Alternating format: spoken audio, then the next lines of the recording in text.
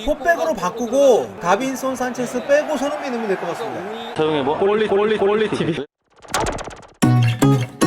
네, 꼴리TV 시청자 여러분 안녕하십니까, 서영욱입니다. 오늘 토트넘 와포드와 홈경기에서 승리에 실패를 했습니다. 사실 와포드가 꼴찌고 올 시즌에 승리가 하나도 없는 팀이고요. 원정에서 올 시즌에 4경기 한 골밖에 넣은 적이 없는 아주 부진의 부진을 거듭하고 있는 팀인데 이 팀을 상대로 승리를 거두지 못했습니다. 전반 6분 만에 두쿠레한테 실점을 한 게 좀 컸어요. 원정을 온 와포드 입장에서는 일찍 골을 넣고 나서는 전혀 뭐 공격할 이유가 없었기 때문에 역습 정도 생각하고 다 11명이 다 자기 진영 내려가서 수비를 했고, 안 그래도 어려웠던 토트넘 오늘 굉장히 힘든 시합을 했습니다. 첫 실점 장면에서 뭐 두쿠레 골 장면에서 뭐 두쿠레가 잘하기도 했습니다만 크로스가 가는 과정, 두쿠레가 측면에서 넘어 들어올 때 막지 못했던 부분, 운전에서의 경합, 모든 게 다 토트넘이 엉망이었습니다. 선발 라인업 보시면 아시겠습니다만 이제 손흥민 선수 선발에서 빠졌습니다. 에릭센은 아예 명단에서 제외가 됐고요. 3백을 썼어요. 다빈손 산체스, 알더베이렐트, 베르통원 이렇게 3명의 센터백을 세워놓고 양쪽에 로즈하고 오른쪽에 오리에 이렇게 배치를 했는데, 상대가 골을 일찍 넣으면서 공격을 거의 올라오지 않았기 때문에 이 3백을 쓸 이유가 없었던 전반전, 굉장히 한 선수가 낭비된 어떤 채로 경기가 운영이 됐습니다. 그래서 제가 전반전에 계속 얘기를 했죠. 손흥민 빨리 넣어야 된다. 그리고 손흥민을 넣게 되면 다빈손 산체스를 빼야 된다. 그러니까 공격수랑 고치를 하는 것이 아니라 수비수를 빼고 손흥민을 투입을 하면서 공격 숫자도 늘리고 수비에서 낭비가 되던 선수를 하나 줄이면서 포백으로 개편을 해야 된다. 제가 그렇게 얘기를 했는데,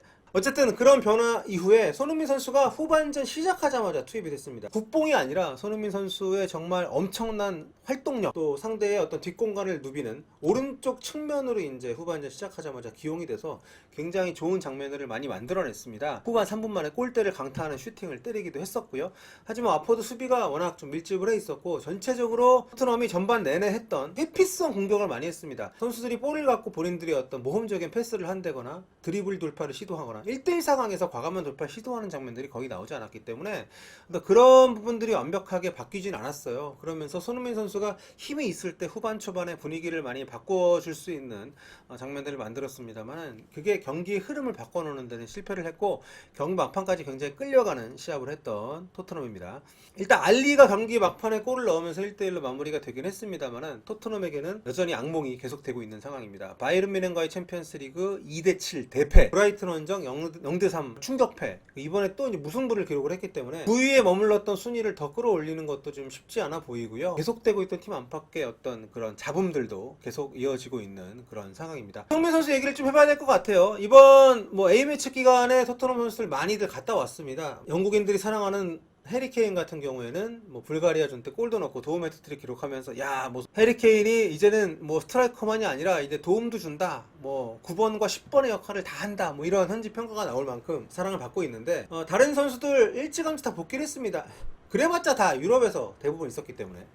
손흥민 선수 이번 A매치 기간에 런던에서 서울 인천공항 와서 이제 화성에 갔다가 바로 또 인천공항으로 베이징 나갔다가 베이징에서 하루 자고 평양 들어갔다가 평양에서 이틀 자고 베이징 나왔다가 다시 인천 들어왔다가 다시 런던 갔잖아요. 한 매체에서 이걸 재봤는데 한 22,000km를 이동을 했다고 합니다. 그리고 손흥민 선수가 한국 들어왔다가 비행편 때문에 나갔기 때문에 목요일날 저녁에, 목요일날 밤에 이제 집에 도착을 했어요.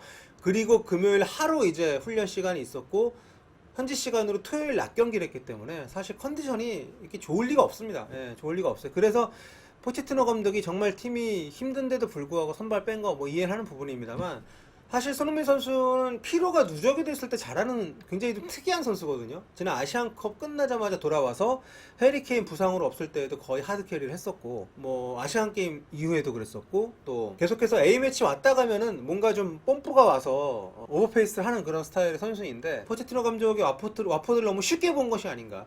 게다가 손흥민이 양봉업자라는 별명답게 홈 유니폼이 노란색인 와포드를 상대로 8경기 5골 1도움, 정말 대단한 활약을 펼쳤던 선수거든요. 어쨌든 뭐 포체티노 감독도 생각을 많이 했겠죠. 근데 결국에 어쨌든 간에 초반에 기선제압을 와포드를 상대로 하지 못하면서 홈에서 아주 힘든 정말 망신스러운 경기를 했고요. 승점은 1점밖에 따내지 못했습니다. 뭐 계속된 앞으로 일정들이 쉽지 않은 상황에서 토트넘이 계속해서 지금 부진의 늪에서 벗어나지 못하고 있는 그런 상황인데, 에릭센도 부상이라고 빠지긴 했습니다만 부상이 아니어도 뭔가 지금 팀에서 계속해서 좀 엇나가는 상황이고, 이적 시장에 데리고 온 로셀소라든가 세스뇽 같은 경우는 계속 부상으로 전력 외고, 운돈벨레 오늘도 나왔습니다만 뭐 제대로 한 게 없죠. 그러니까 데리고 온 선수들은 그렇고 나간 선수들의 빈자리도 계속 뭐 요렌테도 그렇고 뭐 트리피어도 그렇고, 그러니까 이게 계속해서 발목을 잡고 있기 때문에 1월 이적 시장이 열렸을 때 과연 돈을 얼마나 쓸지 모르겠습니다만 겨울까지 가는 길이 굉장히 먼 토트넘입니다. 중원을 시소코하고 윙크스 조합으로 갈 수밖에 없는 이런, 에릭 다인 왜 이렇게 갑자기 폭망이 있는지 모르겠습니다만 이런 상황에서 토트넘의 부진은 당분간 계속될 것 같다. 그나마 공격 쪽에서 해결을 해서 수비에서 실점을 많이 하더라도 공격 쪽에서 어느 정도 이게 좀 불을 지펴주면 토트넘이 그 힘으로 갈 수 있는데 일단 골도 안 나오고요. 토트넘이 한창 잘하던 시절에는 압박 시퀀스라는 그런 그 지표가 있습니다. 볼을 뺏긴 이후에 몇 초 만에 얼마나 빠르게 상대에게 압박을 해서 볼을 뺏어내느냐 혹은 지연을 시키느냐, 이런 지수가 토트넘이 프리미어리그에서 가장 높은 수준의 팀이었는데요. 운반, 탈취, 차단, 뭐 태클, 여러 가지 다양한 뭐 이런 지표들을 합산을 해서 매기는 그런 어떤 수치인데, 이것하고 또 뛰는 양의 순수한 차이하고 굉장히 많이 떨어져 있습니다. 그러니까 이게 축구에서 통계는 상대적으로 의미가 적다고 합니다만 이런 어떤 팀의 퍼포먼스를 나타내는 모든 지표에서 포체티노 감독 초창기, 그리고 뭐 지난 시즌 뭐 전반기 정도까지, 그리고 이전 시즌까지, 이때 굉장히 압박이 뛰어나고 볼을 갖고 있을 때 득점을 성공시키는 비율이 높았던 게 토트넘인데, 전반적으로 공격 쪽에 있는 선수들의 퍼포먼스가 많이 떨어졌습니다. 그리고 지난 브라이튼전에서 질 때 보면 뛰는 양의 차이가 어마어마해요. 원정팀이기도 합니다만 홈팀 브라이튼이 어마어마하게 뛰는 양을 감당하지 못하면서 0대3으로 패배를 했는데, 오늘도 와포드와의 경기에서 경기 중에도 두쿠레 선수의 뛰는 양이 화제가 되기도 했습니다만 굉장히 이제 볼을 탈취한 이후에 바로 압박을 들어가는 속도도 높지 않았었고, 전체적으로 선수들이 많이 좀 지쳐있는 느낌, 혹은 뭐 안 좋게 본다면 정말 누구 말대로 태업하는 것은 아닌가 이런 느낌이 들 정도로 과거의 토트넘과는 많이 달라졌기 때문에 이게 단시간에 바뀌기는 쉽지 않을 것 같아요. 뭐 감독이 바뀐다거나 이적 시장에 아주 큰 폭의 변화가 있다거나 이런 식의 대폭적인 변화가 없이는 토트넘이 단기간에 다시 옛날 수준의 팀으로 돌아오기는 결코 쉽지 않아 보입니다. 그래서 포체티노 감독의 의지나 팀 장악력이 어느 정도인지를 이번 기회에 우리가 좀 알 수 있게 될 것 같고요. 이게 어느 정도 힘을 발휘하지 못한다면 토트넘은 정말 최근 수년간 맨유가 보여줬던 어떤 부침, 그것보다 더 안 좋은 망조 그런 게 올지도 모르겠다는 걱정이 들 정도의 오늘 경기 내용이었던 것 같습니다. 자, 그래서 오늘의 결론, 손흥민 선수 출구 전략이 필요해 보입니다. 네. 1월은 좀 그렇고 아무튼 올 시즌 끝나면 새로운 팀을 갈 수 있는 그런 출구 전략을 좀 마련을 해야 되지 않을까 생각이 들고요. 그리고 뭐 후반전도 중반 이후에는 좀 여러 가지 위치 변화나 상대가 좀 많이 잠그는 과정에서 좀 잦아들긴 했습니다만, 손흥민 선수가 자신의 어떤 퀄리티, 자신의 클래스, 뭐 리버풀이나 맨시티 정도를 제외하면 어디 가든 주전으로 뛸 수 있는 그런 클래스의 선수라는 것을 보여줬다는 점에서 약간 좀 우울했던 경기에 좀 희망을 찾을 수 있는 것이 아닌가, 그렇게 좀 위안을 좀 삼아 보도록 하겠습니다. 정말 좀 지루함을 넘어서 답답함을 줬던 그런 경기였고요. 심판의 아주 약간 애매했던 VAR 판정으로 간신히 1대1 무승부를 거뒀던 토트넘입니다.